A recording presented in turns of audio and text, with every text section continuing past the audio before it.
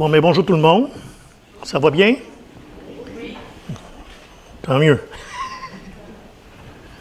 Oups, mon chose vient de disparaître. Bon, là. Et voilà. Bon, c'est ça, fait que il y a beaucoup d'écho, hein? J'entends ça dans mes oreilles. Ah, c'est ça, OK. Bon, mais c'est comme ça, c'est comme ça. Fait que c'est ça, je suis content d'être là aujourd'hui. Marc-André m'a demandé pour aujourd'hui, ça fait au moins un mois et demi, peut-être 2 mois. Fait que j'étais prête. J'étais vraiment prête à aller jusqu'à lundi cette semaine. Là où tout s'est bouleversé. Je sais pas, mais Dieu m'a travaillé pas mal cette semaine. À vrai dire, j'ai même fini mon travail, ma préparation à matin. Fait que. Oui, je pense que oui. Ben, j'aime ça de même parce que je pense que Dieu a préparé le message pour moi-même. Fait que j'étais trop certain avant. Là, je suis plus certain que Dieu a préparé ça pour moi. Ça fait que moi, je me disais juste que je vais juste préparer, finir le dernier message que j'avais amené. Je n'avais pas pu parler sur la régénération, puis. Mais en fin de compte, c'est ça, Dieu, ça se passe pas comme on pense, hein, fait que Dieu a permis que ça change. Puis il y a deux raisons. Ben, il y a une bonne raison à ça, j'arrivais plus à me concentrer cette semaine à cause du message que Jonathan a amené la dernière fois. Ça a fait du bien. Ça m'a fait réfléchir, puis ça m'a porté à penser plus à notre position qu'on a en Christ. Notre identité, plus notre identité, ben, c'est la même chose. Fait que, puis en regardant la régénération, parce que je me préparais pour parler sur la régénération, puis je voyais encore là notre identité qui me revenait toujours à l'esprit, fait que je me disais, oups, encore là, c'est le message de Jonathan qui me revient à l'esprit. Fait que c'était un très bon message en passant que tu as amené, puis je pense que ça vaut la peine de le réécouter. J'ai bien aimé aussi le petit acrostiche là, cadeau. Là. Ça aussi, ça nous donne justement, ça met l'accent sur l'identité qu'on a en Christ. Fait que je me suis donc mis à lire puis à méditer à notre identité sur Christ. Puis c'est pourquoi le titre de mon message n'apparaît plus, là, mais le titre c'est Qui es-tu chrétien? Un esclave? La réponse est oui. Esclave du libérateur. C'est drôle, hein? Esclave du libérateur. Parce qu'en tant que chrétien, on est tous appelés à représenter le Seigneur Jésus-Christ, notre Maître. Hein? Puis s'il est notre Seigneur, nous sommes donc sa propriété. T'sais. Vous allez voir où est-ce que je vais en venir à un moment donné. Puis, comme vous le savez sûrement, le nom chrétien a été donné aux disciples de Jésus à partir de Actes 11, 26. Quand Paul a fait son premier voyage, quand il est parti d'Antioche, ils leur ont donné ce mot-là, chrétien, ce nom-là. Puis, savez-vous combien de temps que ça faisait déjà que l'Église existait quand que les premiers disciples ont été appelés chrétiens? Ça faisait au moins 10 ans que l'Église existait. Puis, ils leur ont donné ce nom-là parce que, dans le but, c'était de se moquer d'eux autres. Ça, c'est les Juifs non-croyants puis les païens là, de l'époque. Ils ont donné le nom de chrétiens aux disciples de Jésus pour se moquer d'eux autres parce qu'ils disaient, tu sais, ils se disent les disciples d'un crucifié, tu sais, d'un Christ crucifié. Fait que c'est pour ça que le nom vient de là. Puis avant Antioche, mais souvent ils se faisaient appeler, ou ils s'appelaient eux-mêmes, des disciples, des frères, des croyants, des saints, ou des disciples de la voie VOIE, parce que Jésus avait dit « Je suis le chemin, la vérité et la vie ». Fait qu'il se faisait identifier comme ça aussi. Si vous le permettez, je vais vous lire une petite histoire que j'ai lue dans un livre de John MacArthur, pour ceux qui l'aiment, le titre, c'est « Esclave ». Je vais vous lire ça. Si je parle trop vite, gênez-vous pas pour m'arrêter, parce que quand je parle, des fois, je n'arrête plus. L'action se déroule au milieu du 2e siècle, sous le règne de l'empereur Marc Aurèle. En passant, c'est une histoire vraie, là. Le christianisme est alors illégal et les croyants à travers tout l'Empire romain sont sous la menace de l'emprisonnement, de la torture et de la mort. La persécution est particulièrement virulente en Europe du Sud. C'est là que Sanctus, un diacre de Vienne, au sud de Lyon, est arrêté et traduit devant les tribunaux. Le légat et les bourreaux invitent sans cesse le jeune à renoncer à sa foi, mais sa détermination reste ferme et entière. « Je suis chrétien », c'est ce qu'il dit. Debout devant le légat romain, le jeune homme n'ajoute rien d'autre. Alors que sa vie est en jeu, ses accusateurs le pressent à nouveau, espérant lui faire dire ce qu'il ne faut pas ou le forcer à abjurer. Mais à chaque fois, il donne la même réponse brève. « Je suis chrétien ». Quelle que soit la question posée, il donne immuablement la même réponse. D'après Eusèbe, l'ancien historien de l'Église, Sanctus, qui est la personne, là, soutient leur assaut avec une telle fermeté qu'il ne déclara ni son propre nom, ni celui de sa nation, ni celui de la cité dont il était originaire, ni s'il était esclave ou homme libre. À toutes les questions, il répondait en latin « Je suis chrétien ». Finalement, devant l'évidence qu'il ne dira rien d'autre, il est condamné à la torture et à une mort en public dans un amphithéâtre. Le jour de l'exécution, il doit subir la série de coups en usage dans ces cas-là.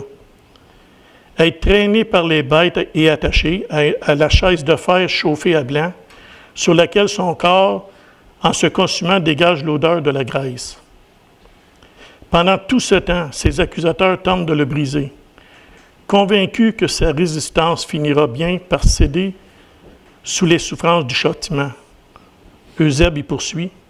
Ils n'entendirent de la bouche de Sanctus rien d'autre que les mots de la confession de foi qu'il avait pris l'habitude de prononcer depuis le début. Les paroles du mourant attestent un engagement sans faille. Pendant tout son procès, il n'a qu'un cri de ralliement « Je suis chrétien ». Pour Sanctus, son identité tout entière, son nom, sa citoyenneté et son statut social se trouvent en Jésus-Christ. Il ne peut donc exister de meilleure réponse aux questions qui lui sont posées. Il est chrétien et cette qualification dit tout de lui. Fin de l'histoire.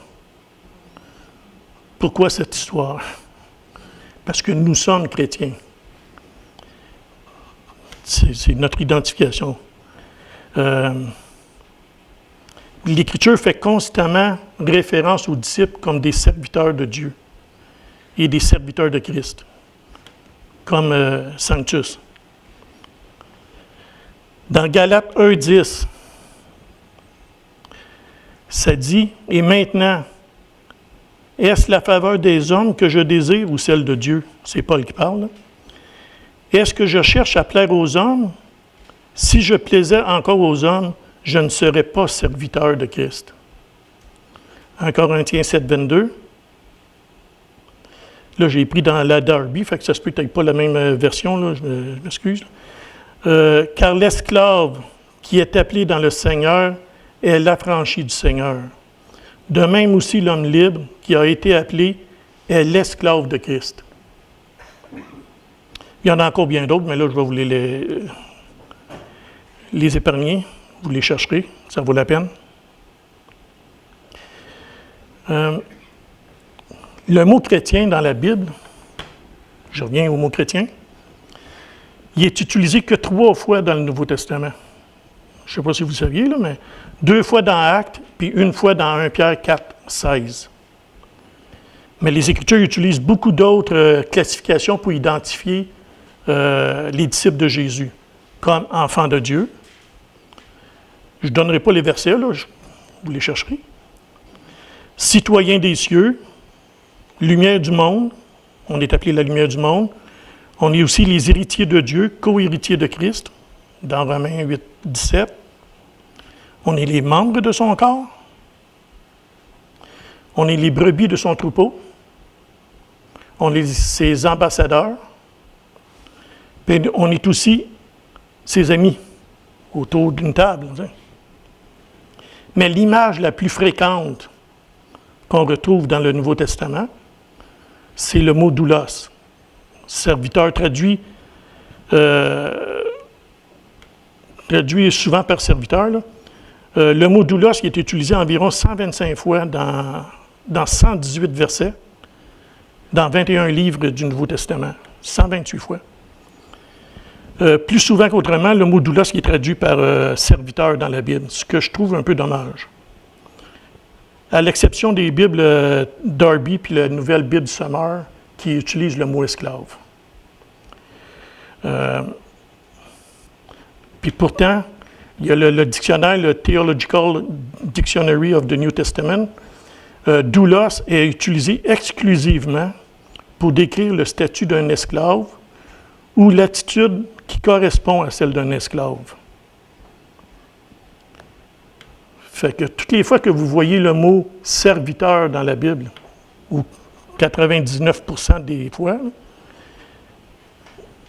qui s'adresse aux chrétiens, là, c'est souvent le mot « esclave » qui devrait être traduit, hein, selon ce que j'ai pu comprendre. C'est vrai que la tâche d'un serviteur puis la tâche d'un esclave, ça se ressemble beaucoup, c'est similaire. Tu sais. Mais il y a quand même une différence importante entre le mot esclave et le mot serviteur. Le mot serviteur, un serviteur, c'est quelqu'un qui est embauché, qui est libre d'accepter ou non le travail. Tu sais. Il a la liberté de choisir pour qui il va travailler, ainsi que la nature des travaux qu'il va faire. Tu sais. Ça, c'est un serviteur, un travailleur aujourd'hui. Hein. Un esclave, il appartient à son maître.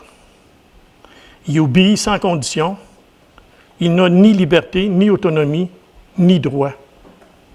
C'était la condition d'un esclave. Puis j'ai souvent pris... j'ai été beaucoup inspiré par le livre « Esclave » là, de John MacArthur. Là. Fait qu'il y a des citations que j'ai prises là-dedans. Puis il y a des citations aussi que j'ai prises dans le commentaire de Éphésiens de Dominique Angers. Il parle un peu justement sur l'esclave. Là. Je vais faire un résumé vite fait, là, mais un bref aperçu de même. Là. Il nous ramène à réaliser qu'il ne faut pas confondre l'esclavage qu'il y avait dans ce temps-là avec... Dominique en a parlé il n'y a pas si longtemps, dans Romains, puis Jonathan aussi. Là. Il ne faut pas comparer l'esclavage de ce temps-là à l'esclavage des autres siècles. Là, il y avait 1 habitant sur 5 environ qui était esclave dans le temps des apôtres. Là. Certains étaient maltraités, d'autres étaient très respectés. Mais, c'est ce qu'il dit là, mais ils avaient tous un trait en commun, les esclaves. Une même caractéristique s'appliquait à tous les esclaves sans exception. Ils étaient la propriété d'un autre. Ils étaient privés de liberté. Ils n'avaient pas de liberté. Le doulos, l'esclave, n'a plus de volonté propre. Il est l'expression fidèle de la volonté de son Seigneur.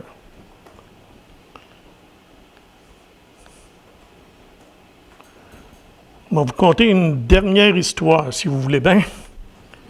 C'est pas la dernière, le message n'est pas déjà fini, inquiétez-vous pas. Vous pouvez rester bien assis.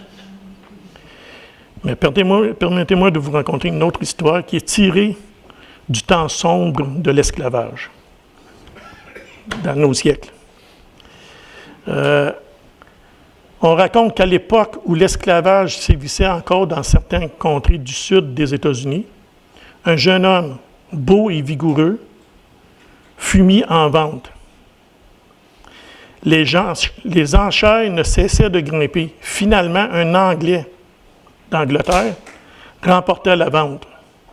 Le jeune esclave, avec une ironie teintée d'amertume, s'exclama « Ah, vous achetez un esclave alors que l'esclavage a déjà été aboli en Angleterre. » Il dit ça à son maître qui vient de l'acheter, un Anglais d'Angleterre. Mais l'homme répondit calmement « Je t'ai acheté.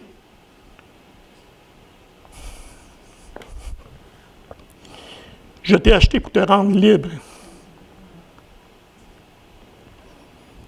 Alors, saisi d'un bouleversement intérieur, le jeune homme tomba à genoux et dit avec des larmes, comme un peu moi, « Si c'est pour cela que tu m'as racheté, alors je choisis d'être ton esclave à jamais. » Une belle histoire, hein? C'est ce qu'on est appelé à faire aussi.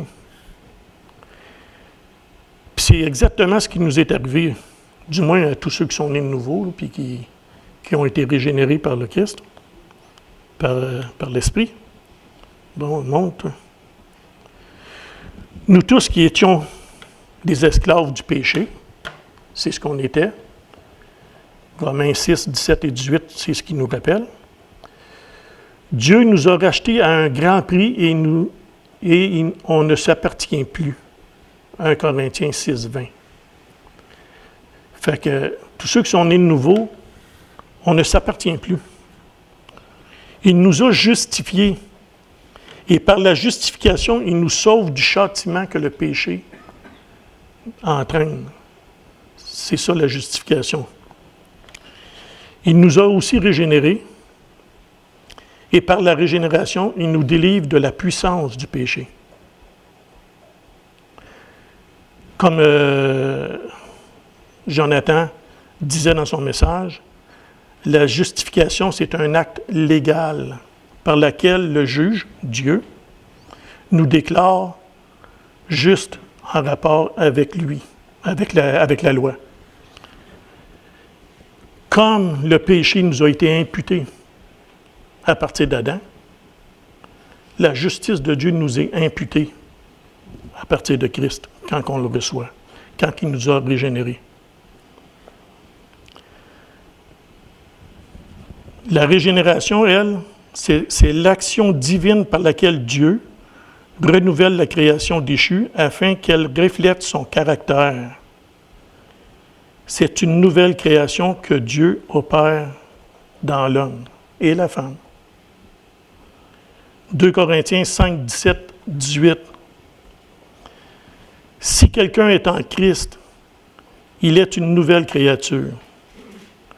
Les choses anciennes sont passées. Voici, toutes choses sont devenues nouvelles. Et tout cela vient de Dieu, qui nous a réconciliés avec lui par Christ et qui nous a donné le ministère de la réconciliation. Fait que la régénération, excusez-moi, c'est un acte de Dieu seul. Ça ne vient pas de nous. C'est ça que l'apôtre Jean, il dit dans Jean 1, 12 et 13, quand il dit qu'à tous ceux qui l'ont reçu, à ceux qui croient en son nom, il a donné le pouvoir de devenir enfants de Dieu, lesquels sont nés non du sang, ni de la volonté de la chair, ni de la volonté de l'homme, mais de Dieu. Fait que cette nouvelle naissance-là, elle ne peut pas venir de nous autres. C'est Dieu qui l'a fait. On ne peut pas dire, moi, c'est ma foi qui m'a sauvé. Parce que si on met notre foi sur notre foi, on est à côté de la traque. Parce que la foi ne vient pas de nous, elle vient de Dieu. Éphésiens 2, 9, quelque chose de même. Là, je suis sorti de mes notes, là, mais c'est important de comprendre ça. Je lisais une histoire à un moment donné où il disait que il demandait à un monsieur assez âgé, il demandait s'il était sûr d'aller au ciel, s'il était sauvé. Il dit oui, il dit « Je suis sauvé, moi. » Il demande pourquoi.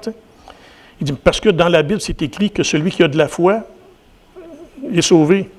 Il dit, moi, j'en ai beaucoup de foi. Mais c'est pas ça que la Bible dit. La Bible a dit qu'on est sauvé par pure grâce, par le moyen de la foi que Dieu nous a donné. Fait qu'il est important de noter ici, là, dans Jean 1, 12, 13, je reviens à mes notes, que la naissance ne provient pas ni d'une origine naturelle, par le sang, ni d'un désir humain, ni de la volonté humaine, mais de Dieu lui-même. La volonté humaine est impuissante à produire ce type de naissance. L'apôtre Jacques, au verset 18 de son premier chapitre, de sa lettre, confirme cette vérité en écrivant « Il nous a engendrés selon sa volonté par la parole de vérité, afin que nous soyons en quelque sorte les prémices de ses créatures. » Il nous a engendrés selon sa volonté. 1 Pierre 1, versets 1 à 3. À ceux qui sont étrangers et dispersés dans le Pont, la Galatie, la Cappadoce, l'Asie et la Bithynie, et qui sont élus selon la préscience de Dieu, le Père, par la sanctification de l'Esprit, afin qu'ils deviennent obéissants et participent à l'aspersion du sang de Jésus-Christ. On voit la Trinité ici en passant, hein? C'est intéressant. Vous ne l'avez pas remarqué. Que la grâce et la paix vous soient multipliées.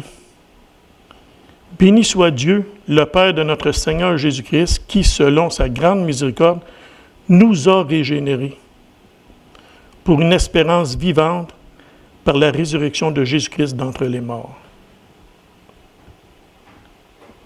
2 Pierre 1, verset 3. Comme sa divine puissance nous a donné tout ce qui contribue à la vie et à la piété, au moyen de la connaissance de celui qui nous a appelés par sa propre gloire et par sa vertu. Ce sont tous des versets qui démontrent clairement qu'on n'a pas fait grand-chose. On remarque ici la passivité dans l'acte de la régénération à travers les mots engendrés. Il nous a fait naître. Puis on peut voir les mêmes choses dans d'autres passages comme Pierre 1, 1 Pierre 1, 3, puis Jean 3, 3, 8. Ça, j'ai pris ça dans la théologie systématique de Wayne Grudem. Fait que on va finir de bonne heure aujourd'hui. La régénération, c'est un acte divin. Comme je disais, ça ne vient pas de nous. C'est un acte divin. Comme Dieu a créé l'univers à partir du néant, il a créé la nouvelle vie en nous, renouvelant notre esprit et notre cœur. On peut voir ça dans 2 Corinthiens 5, 17, 18. Ce renouvellement-là est un miracle de l'Esprit Saint. Ça ne vient vraiment pas de nous. Moi, j'ai souvent pensé au début de ma vie chrétienne, je trouvais ça bizarre que je ne me souvenais pas de la date que j'ai accepté le Seigneur. Parce que ça a été trop beau. Je ne me souviens pas de la date. Je me souviens de l'année. Si je ne me trompe pas, c'est 89. J'ai toujours de la misère même avec l'année. 87 ou 89, je ne suis pas trop sûr, mais je pense que c'est 89. C'était à l'automne. Mais je ne me souviens pas du jour même. Je me souviens de ce qui est arrivé ce jour-là, bon. Mais le jour même, je ne m'en rappelle pas. C'était trop... J'étais trop ébloui, je pense. Moi, j'étais un gars qui... Je vais juste vous conter ça vite fait, là. Moi, c'était une collègue de travail en passant qui m'a présenté l'Évangile. Puis elle m'avait amené ici à la chute. Elle s'en venait chanter dans une église où les Pauls étaient dans ce temps-là. Mais moi, je ne me souviens pas d'eux autres, là. Je me souviens juste que j'étais venu puis que j'avais trouvé ça bien quétaine. Après le service, le culte, moi puis la madame qu'elle avait invitée, parce qu'elle restait chez une madame qui n'était pas chrétienne. C'était en plus une chrétienne qui était rétrograde, mais qui commençait à marcher avec Dieu. Anyway, puis elle avait été invitée à venir chanter ici à l'église. Fait que j'étais venu, puis quand le culte était fini, on est sorti dehors, parce qu'il y avait un agapé après, comme on fait ici tous les fois. Là. Puis on avait été fumé dehors, moi puis elle. Puis là, elle me demande comment je trouvais ça. J'ai dit, bah, c'est qu'elle pas mal, là, mais j'ai dit, c'est correct. T'sais. Elle a dit, on s'en va-tu? J'ai dit, ben, je ne peux pas faire ça à Sylvie. J'ai dit, on va rester. Puis là, il y a eu l'agapé. Puis je pense que Dieu a commencé à me toucher là. Il y avait quelque chose qu'eux autres avaient que moi, je n'avais pas. T'sais, mais sur le coup, je ne m'en rendais pas vraiment compte. T'sais. Puis le soir, quand je suis arrivé chez eux, parce que moi, j'ai toujours cru en Dieu pareil, mais je pensais que j'étais une partie de Dieu, ou j'étais un peu New Age, hein, comme on dit. J'étais pas mal mélangé, de toute façon. Puis avant de partir, elle me demande si je crois en Dieu, fait que j'ai dit oui. Puis là, elle me dit, j'ai dit oui, puis j'ai dit, je suis convaincu d'une chose. J'ai dit que si je suis sur la terre, c'est parce que j'ai une mission à accomplir. T'sais. Mais je dis, je ne sais pas c'est quoi encore. T'sais. Elle dit, veux-tu le savoir? Ben, j'ai dit, j'aimerais bien ça. T'sais. Elle dit, mais accepte Jésus dans ta vie, puis tu vas le savoir. Ben, je lui ai dit, pourquoi pas? T'sais. C'est aussi simple que ça. Hein? Elle dit, veux-tu compris? Je dis, oui. On part à prier, mais moi, je suis vraiment sincère, puis je prie, mais je me suis mis à shaker, puis à pleurer. Là, il y a quelque chose qui se passait, là, mais je ne pouvais pas comprendre exactement c'était quoi, mais même elle était tellement surprise qu'elle me dit, ben rentre, elle dit, on va prendre un café, tout ça. Je dis, non, il faut m'en aller. Mais je dis, inquiète-toi pas, j'ai dit, c'est correct, qu'est-ce qui se passe? T'sais. Puis j'ai embarqué dans mon char, puis moi, d'habitude, dans mon char, j'avais toujours la radio à Chaume. Moi, c'était mon poste de radio, Chaume. J'écoutais le gros rock, puis là, j'ai même pas pensé à allumer la radio, puis j'étais peut-être à une demi-heure de chez nous. Je restais encore chez ma mère, j'avais 31 ans. Ceux qui disent qu'il y en a qui restent tard chez leurs parents, là. J'étais un des précurseurs. J'avais 31 ans, j'étais bien, ça ne me coûtait pas cher. Puis je pouvais me permettre des petites affaires qui coûtaient pas mal plus cher. Oui, on n'en parlera pas de ça. Puis je m'en allais chez nous, puis tout le long dans le char, je louais le Seigneur. Quelque chose que je n'ai jamais fait de ma vie. Là. Demandez-moi pas qu'est-ce que je chantais ou qu'est-ce que je disais au Seigneur, je ne m'en rappelle pas. Mais je sais que je louais le Seigneur, puis quand je suis arrivé chez nous, la première chose que j'ai faite, j'ai cogné à la porte de chambre à ma mère, parce que ma mère était couchée, mais elle ne dormait pas, je le savais, parce qu'il y avait une petite lumière. Fait que j'ai ouvert la porte, j'ai dit, maman, je ne sais pas qu'est-ce qui vient de se passer, mais ma vie est changée. J'ai fermé la porte. Je n'ai pas laissé le temps de répondre. J'ai fermé la porte, je me suis en allé dans ma chambre, puis j'avais reçu quelques années avant un Nouveau Testament de l'Église catholique, parce que j'avais fait une retraite fermée pour essayer de me sortir de l'emprise de la drogue dans laquelle j'étais. Fait que j'avais fait une retraite fermée avec les catholiques. Puis c'est à partir de là que ça a été fini pour moi, la religion. Là. Mais il m'avait donné un Nouveau Testament, tu sais. Puis là, j'ai sorti le Nouveau Testament, puis j'ai commencé à lire le Nouveau Testament. Ma vie avait été transformée là. Puis j'ai jamais eu le goût de reprendre de drogue. J'ai été libéré complètement de la drogue cette journée-là. Tu sais. Il y a d'autres choses qui restent encore à me libérer, mais Dieu fait son travail en temps et lieu. Aussi, je suis rendu, moi. C'est ça, c'est fait que ça venait pas de moi. T'sais. Mais ce que je voulais dire aussi, c'est ça, c'est que par après, je dis, ben moi, j'ai accepté le Seigneur, mais j'ai mis ma foi en lui, puis... Mais à chaque fois que je disais ça, c'était comme, ouais, mais j'ai-tu vraiment fait quelque chose, moi, c'est comme... J'avais, c'est comme, ça ne vient pas de moi, c'est comme, même si j'entendais dire, il faut que tu acceptes le Seigneur, il faut que tu pries le Seigneur, ou quelque chose de même, pour être sauvé, t'sais. Aujourd'hui, je le comprends plus, et c'est parce que l'Esprit de Dieu était déjà rentré en moi que j'ai pu faire les pas, là, t'sais. Anyway, la régénération, c'est ça, c'est un acte divin, je te rendu là, hein. C'est ainsi que l'esclave du péché, c'est ainsi que d'esclaves du péché, nous devenons esclaves de Dieu.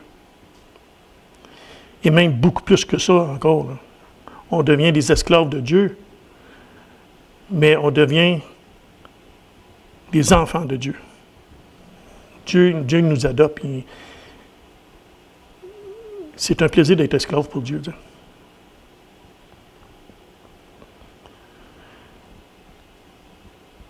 Rappelons-nous le jeune esclave qui a été racheté par un Anglais pour être libre. C'est ça que Christ a fait. Christ a donné sa vie. Puis, puis le jeune homme, il est devenu, il s'est offert volontairement comme esclave à son maître. Parce que l'amour du maître l'a transformé, l'a fait réaliser à quel point que cette personne-là est bonne. Imaginez-vous notre Dieu. Notre Dieu, comment est-ce qu'il est bon? Comment est-ce qu'il est amour? T'sais. L'amour de Dieu est beaucoup plus puissant que l'amour que n'importe qui d'autre pourrait nous donner. Il nous libère complètement. L'amour rend libre. On lui appartient, on ne s'appartient plus, l'amour rend libre malgré tout. T'sais. Rappelons-nous aussi de nos frères et nos sœurs martyrs, comme Sanctus, que j'ai lu au début, là, qui ont affronté leur bourreau sans renoncer à leur identité de chrétien. En tant que chrétien, on est appelé à donner nos vies à Dieu. Dieu, il le fait. Il va le faire en nous, tu sais. Mais on est quand même appelé à... Dieu, c'est un Père, un bon Père qui nous donne le temps. Il nous transforme de jour en jour.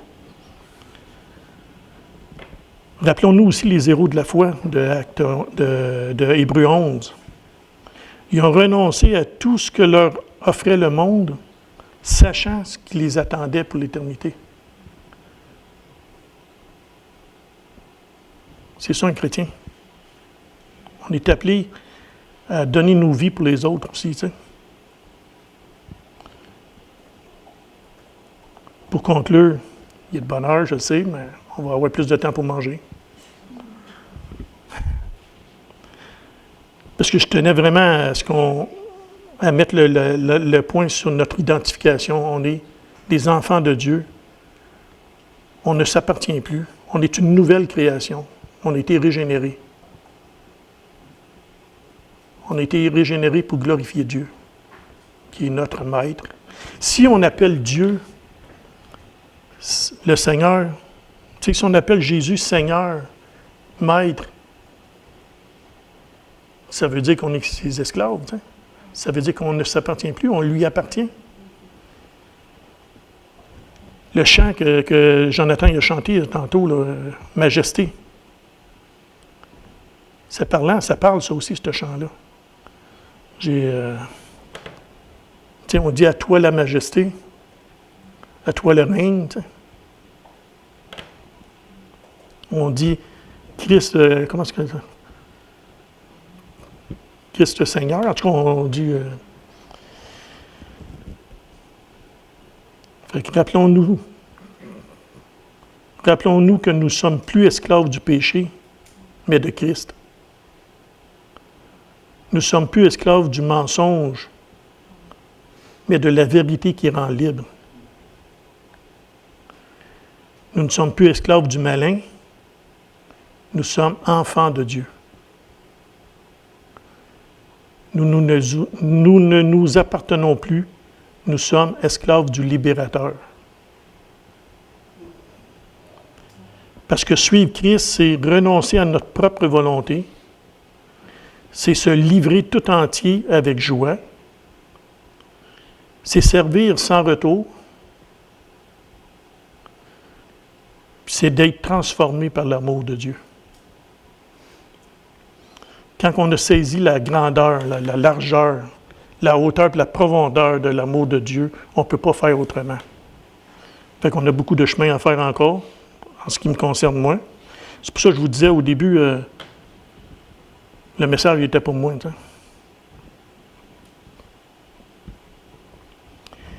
Parce qu'on a beau savoir toutes ces choses-là, mais la chair n'est pas loin en arrière qui court après nous autres. Hein. Mais, par la grâce de Dieu, Dieu est beaucoup plus fort. Dans 2 Corinthiens 5,14, Paul il dit, puis je vais vous laisser là-dessus, fait que Jonathan, si tu veux...